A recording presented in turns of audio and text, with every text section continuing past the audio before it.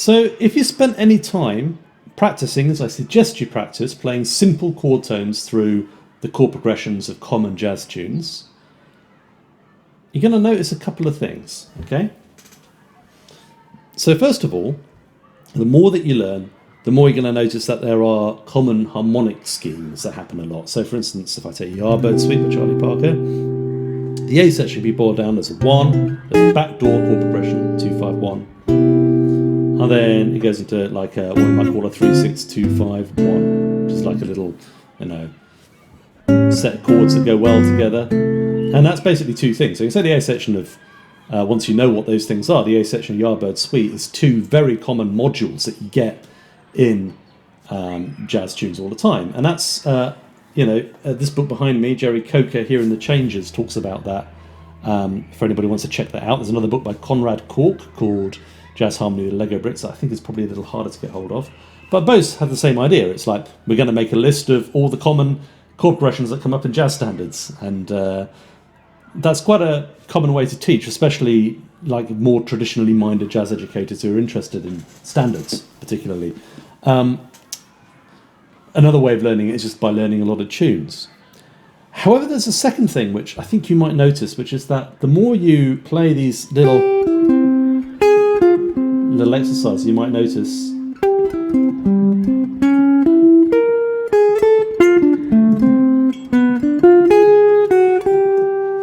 that there's little combinations of these things that just pop, that seem to work better than others. So, by which I mean moving from chord tone to chord tone. So, for instance, with C going to F minor, it's nice because you get two notes that change by a semitone and one note that stays the same. If I'm just looking at the basic triads.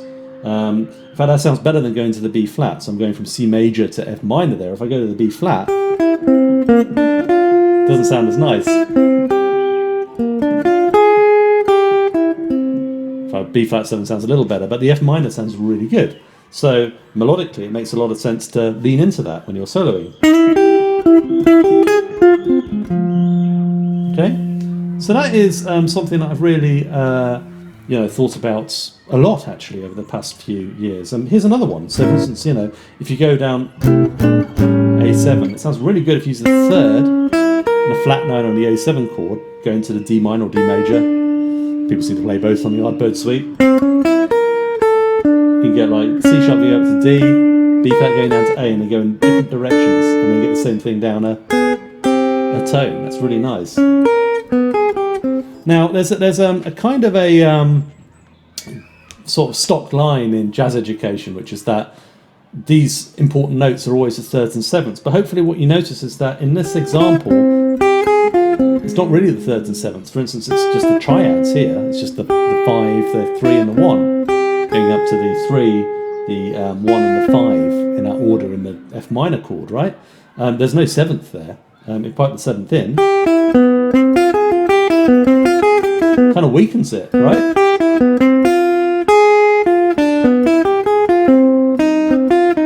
That seventh might be nice to go back to the 3. But on the whole, like the triads are kind of the important notes, and they're the ones that they most often hear melodies made out of.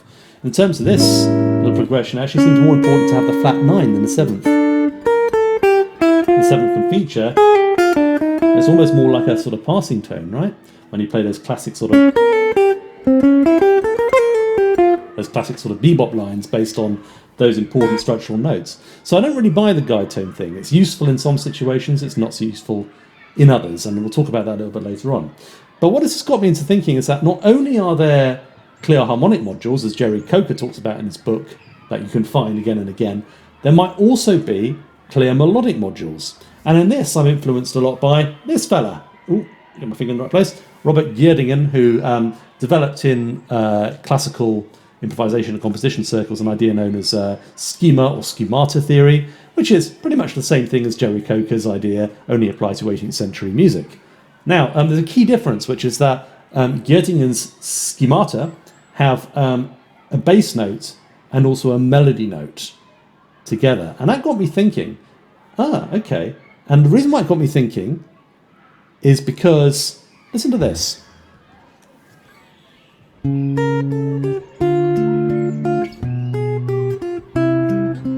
That's an example of a schemata, or a schema, I suppose schema is a singular, of an 18th century schema known as a fonte, or fountain in Italian.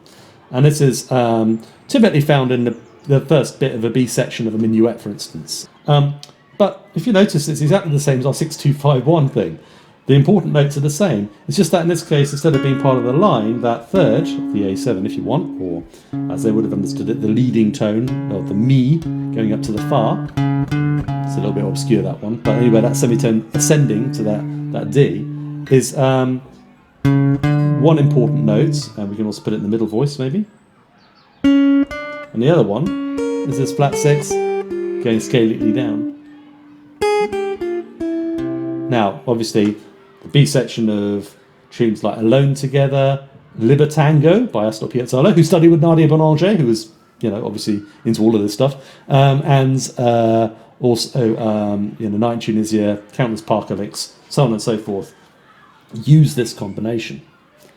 And I find that very interesting because I think we're kind of taught that improvisation is a matter of just like, throwing notes on a chord, and actually what I'm starting to appreciate is that there's a really tight connection between harmony, melody, and counterpoint, even in this music, which you think might be very different from something by, Bach or Mozart, whoever.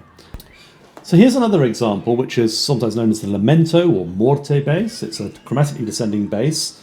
We're going to do it in A minor to make it simpler. And this goes A, G sharp, G, F sharp, right? Straight down the scale, the chromatic scale that is. Now, the melody note that you most associate with this, and we keep going, you go down right all the way to the fifth if you want. The melody note that you generally associate with this is the fifth of the key, so E in this case.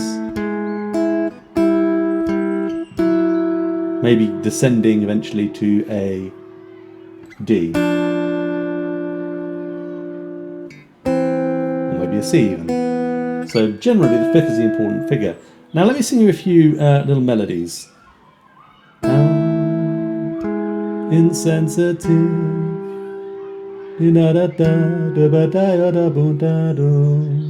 Okay, I'll do that again. Insensitive.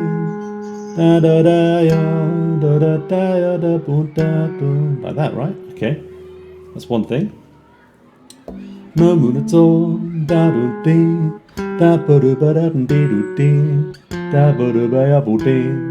Again, we go down from E to D. Okay.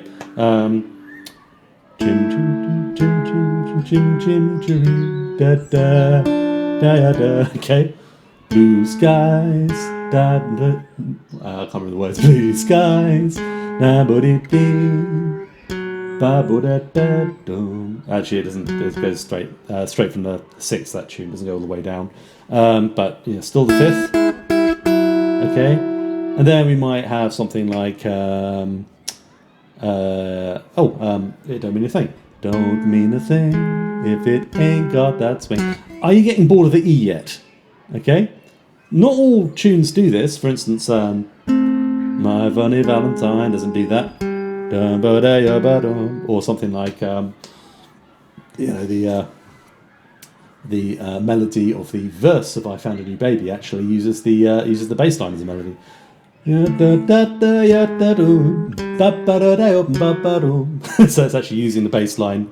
You'd probably have to use a different bass to go along with that. But it's an example of how you can invert it. So you can put the bass line can become the melody, for instance. Not to mention all those sorts of famous kind of like, bebop licks like.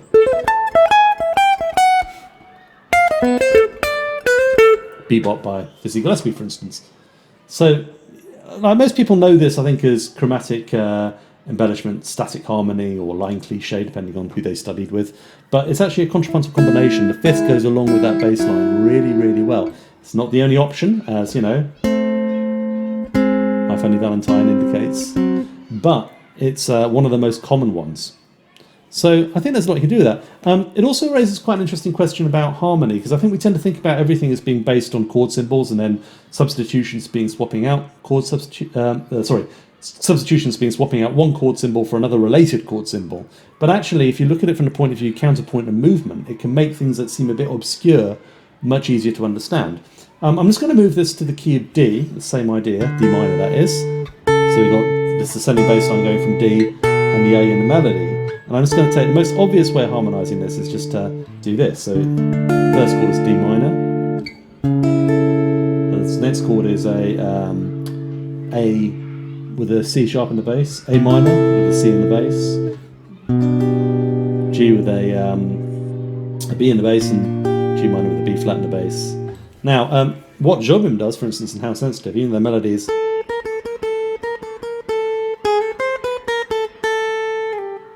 sits very heavily on the fifth, only sliding down to the that note, which is the fourth, I suppose, the key, or the note G, only happens towards the end of the phrase. So what Jobim actually does to flesh out the harmony a bit, just from this, is actually just to add in a consistent minor third.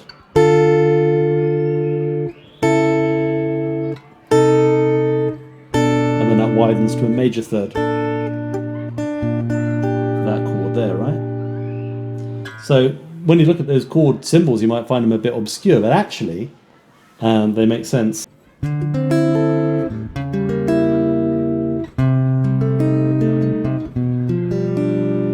Those are the real book chords for the tune, but that's where they come from, right? And to me that's quite interesting, because it raises the possibility actually of like thinking about harmony not so much as being like, okay, here's a chord and here's the thing that agrees with the chord, but thinking about it from the point of view being counterpoint, which is to me much more interesting and more beautiful than just simply stacking notes on top of chords. So thirds are generally important. Obviously, a good example would be All the Things You Are, which melodies based very much on thirds of the chords, the bass. So, I mean, major and minor thirds above the bass, if you like. Now, in the case of Autumn Leaves, you come back to these guide tones, which jazz educators always talk about. So, if I just, that's the third of that chord, seventh of that one, third of that one, seventh of that one, third of that one, seventh of that one, and then third, right? And if we put the other notes in,